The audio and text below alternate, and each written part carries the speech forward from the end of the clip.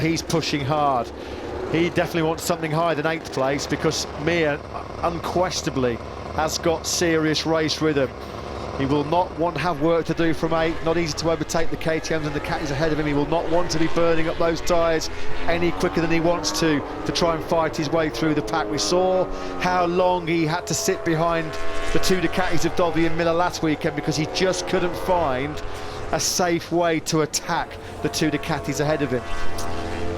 Get yourself a drink, take a deep breath, edge yourself closer to the edge of the seat, because I think we're in for a very, very interesting and noisy 4 minutes here in MotoGP. This lap from Morbidelli isn't going to challenge. Mir, though, is only a 10th down. He might get himself closer to that front row. He's not far behind Morbidelli in terms of track position. Certainly a lap he needs. It's going to be an improvement, that's for sure. Nothing going for Morbidelli as he winds up the power of the Yamaha. Mir then comes to the line. No, stays in 8th. Just ahead of him is Dovizioso, who will not want to find himself trying to repeat his brilliance of last weekend from the 4th row of the grid. It might not be a bad place to be, that, behind Dovizioso, because Dovi's in 10th. Well, Mir knows he's got to push. Well, there'll be some nice clear air as well behind Dovizioso through that sweep through turn 2.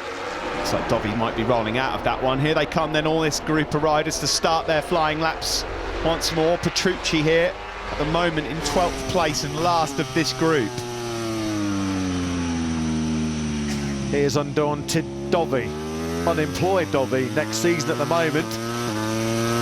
Can't imagine, can you, that a guy of this quality and calibre is going to be sitting on his sofa this time next year.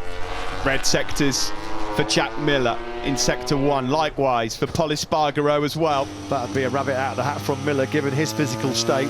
Uncomfortable on that Pramac Ducati with that damaged right shoulder. Look at Jack. Oh, how hard's he pushing? He's really hard. He's a proper warrior. He went down here at FP3, turn 6. No dramas this time around for the Aussie. Only one pole position in his career, of course, and that was in the bizarre Argentina in the damp. He's not had a fully dry one before, but this would be something else given what he's just been through. How does he fare through Sector 3? He's still up. This could be pole for Jack Miller, but also pole. This is going to be close. Across the line, surely. They're both pretty close to each other with 2 minutes to go. These guys battling it out for pole position. Jack Miller will be first across the line. Let's get Miller over first. Across the line, he gets 3rd. What about pole? Pole's pole. Oh, wow. 1:23.580. It's tight. He's just 200ths clear. The KTM bosses, they love it. Is that enough? There's still 2 minutes of the session remaining. That's ample time for somebody to find something quicker than that 1:23.580. Alex Rins has just pushed himself up into 4th place, only 800ths away from the front row, and here comes Mir on the charge on the GSX-RR as well. This is the crucial sector, though, isn't it, for Joan Mir? Sector 3, where the Suzuki's gobbled things up. Dovizioso's profiting here from just seeing Mir up ahead of him. Now, this would be a surprise, because Dovi's not had a pole in ages, as we mentioned. Through Sector 3 we go. Mir then drops down the hill in the braking zone for turn number 9. It's going to be tight. It might be Mir on the front row. It will be close. What about Andrea Dovizioso? He's lost a lot of time in that 3rd sector. The Ducati with those high-speed turns doesn't like it with their understeer issues. Mir then goes on the front row. 1:23.678, and it's a big improvement as well from Dovi. He goes up into 6, a 1:23.849. There are 0.3 of a second covering 1st to 8th, and just behind Maverick Vinales in 8th place, and Miguel Oliveira and Johan Zarco. Here come the flying Frenchmen. Zarco and Quartararo are both on really, really hot laps here.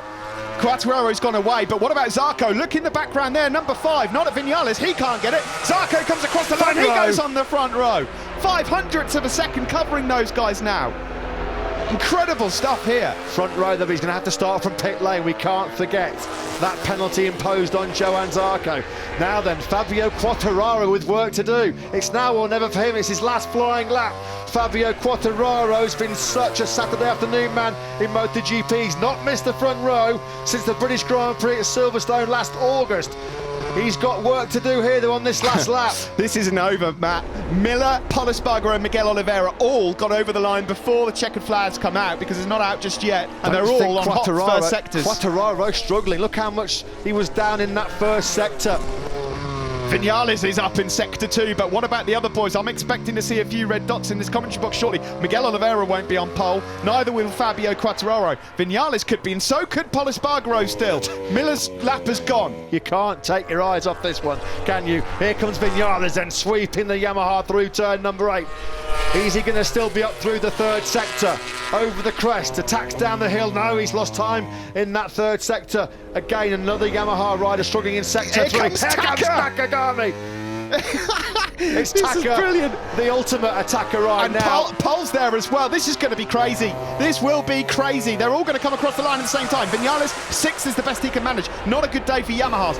How does Nakagami get on in sector 3? He's 6,000 down. He's only down by 6,000ths of a second. Quartararo over the line. It's a disaster for him. He's only 10th. Here is Nakagami then. Over the line, the Japanese rider comes. Is it Pole? No, it's cancelled. It's cancelled. It's been cancelled. Oh, they can't believe Pol it. Espargaro's going to have his first ever career pole position. He's not had a pole since his last Moto2 race, Valencia 2013. They can't believe it.